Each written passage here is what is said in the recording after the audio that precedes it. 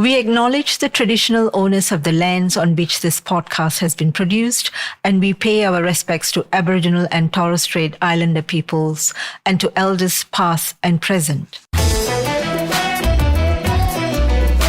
Welcome to Snack, the aged care podcast where we break down some of the big questions around what it really means to be person-centered.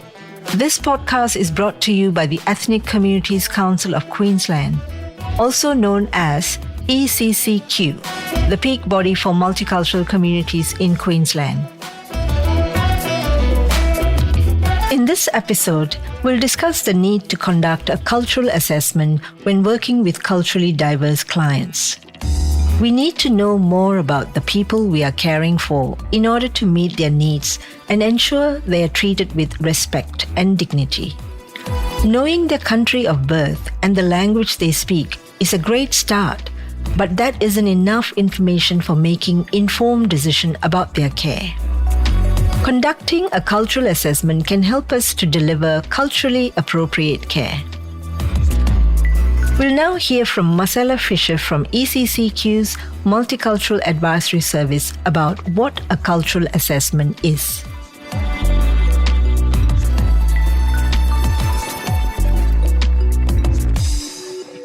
It's a unique living document designed to record important cultural and life information and build rapport with the professionals and consumers. The goal is to obtain information from the consumer that truthfully describes their needs and help us understand their cultural background, values, norms, and practices. The principles of a cultural assessment are to provide a holistic representation of the person's cultural needs, to ensure the individual is heard and considered throughout their assessment and care, to tailor their care to their cultural needs. The cultural assessment is not designed to be used as a formal interview, but as a conversation guide, and only some questions will apply to some consumers. Some key points to consider when conducting the cultural assessment are to understand and recognize that the population is diverse in terms of culture, language, religion, and tradition. Be open to learning about the cultural backgrounds of the people you are caring for. Usually, a cultural assessment is undertaken by the assessor, but are then termed living documents as they are updated as circumstances change for the client. A cultural assessment complements the assessment done by the aged care assessment team. Find out what language they speak and the language they feel more comfortable speaking. They may speak some English, but they may feel more comfortable being assessed in another language. It could be their mother tongue, but it can also be the language they were raised in or another language they use daily at home.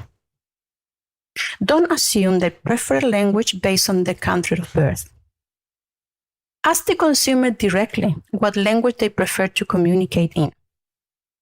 Don't test your geographical knowledge, like the languages or dialect spoken in a particular country.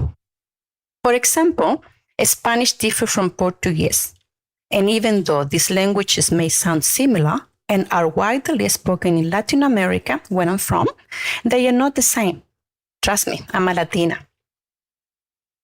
Another aspect to be aware of is to not assess the consumer English skills based on a short interaction.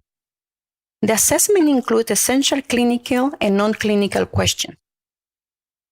Even though their English skill may be good enough for casual conversation, it may not be enough to express their cultural care needs in detail. Moreover, some people may feel uncomfortable being assessed. They may become stressed or nervous, unable to speak English properly, or fear about saying something wrong or inappropriate. Many people from multicultural background may also feel embarrassed to tell you they can't speak English well, and may mask it by answering yes to all your questions.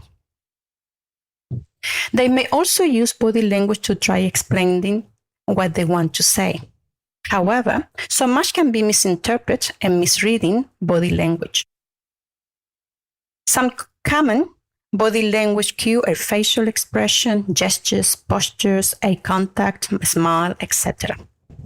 Body language cues can vary across cultures and individuals, so it is essential to consider the context and the other factors when interpreting nonverbal signals. Trying to read and interpret the consumer body language and guess what they're trying to say would give you inadequate information about the cultural needs and make it difficult for you to provide care to meet their needs. When completing a cultural assessment, it may be necessary to engage a professional interpreter. Clients from multicultural backgrounds have the right to access professional interpreters. It is part of our duty of care to ensure they are offered access to interpreters and advise them that the service is free. Don't assume that people are aware of their rights. They may even think that there's a cost involved and they won't ask for a professional interpreter. A client may ask family members or friends to help them interpret. However, it is not encouraged, but they can still be present with the client for support. Let's join Marcela as she explains why we should not use informal interpreters. First of all, by allowing family and friends to interpret, we risk the information being interpreted inaccurately, particularly in terms of terminology or technical information. Family and friends may not want the responsibility and may not interpret exactly what had been said, possible censoring some of the information, distorting and suppressing the message. Secondly, it is a matter of privacy. For most of us, sharing personal health information with our children, for example, will be uncomfortable. Or sharing women's business with men in the family, and vice versa. Offering access to an interpreter should be done appropriately as well. Explain to the consumer the need to engage a professional interpreter. Let them know that it's important to capture their need clearly and avoid mistakes to provide best care to meet their needs. Clarify that the interpreter's job is to ensure accurate communication. Professional interpreters work under a code of ethics that require them to interpret it accurately and honestly, and they need to maintain a strict confidentiality. Emphasize to the consumer that only your organization will use their information for matters related to the care. Another thing to consider is allocating extra time for the assessment when engaging an interpreter. Remember, it is not only a matter of interpreting literally, but it's also about adding some context. Some English words and concepts may not exist in some languages and have to be explained.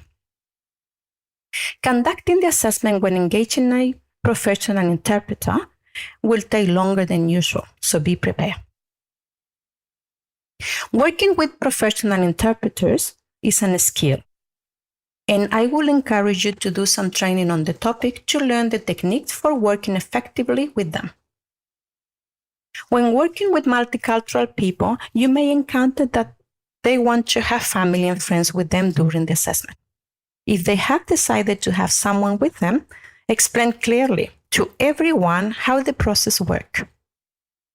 What is an assessment? What is assessment for? Why do you need to ask this question? Explain your organization privacy and confidentiality policies. What are you doing with the information and where the information will be stored?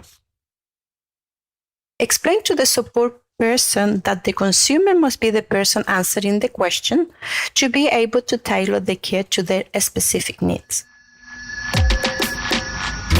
To learn more about interpreter services, listen to episode 3 of this podcast season, The Value of Engaging Professional Interpreters. The cultural assessment includes questions to find out about the client's degree of acculturation to Australian society. Acculturation is the process through which individuals from different cultures adapt and integrate into the new culture while maintaining some of their core values. We learn our core values and beliefs in our childhood, but as we get older, we adapt to the environment and society we live in.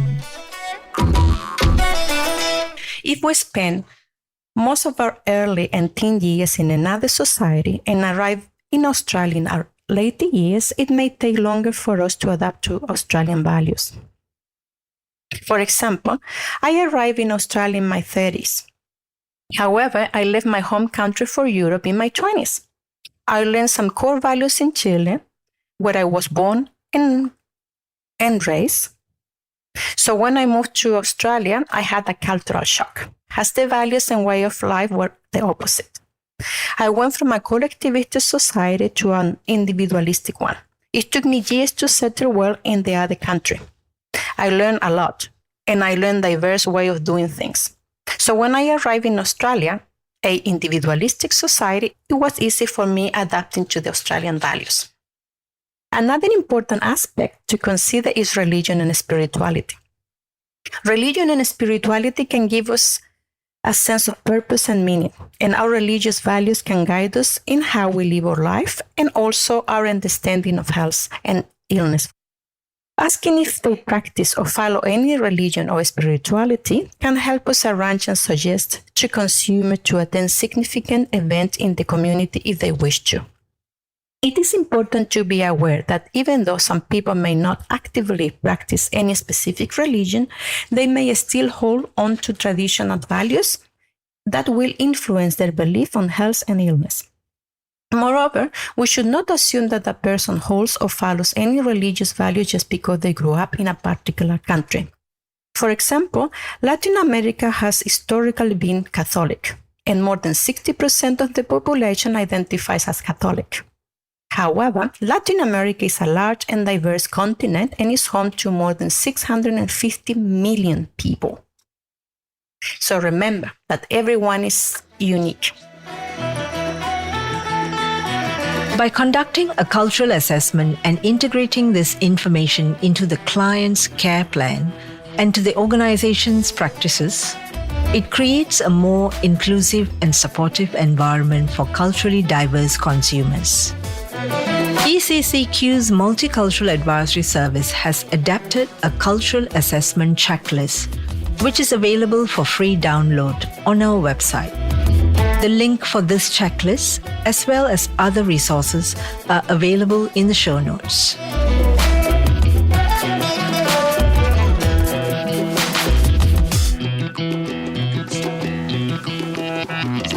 Funding for this podcast has been provided by the Council on the Aging Queensland Home Care Workforce Support Consortium as part of the Home Care Workforce Support Program, which was funded through grant funding from the Australian Government.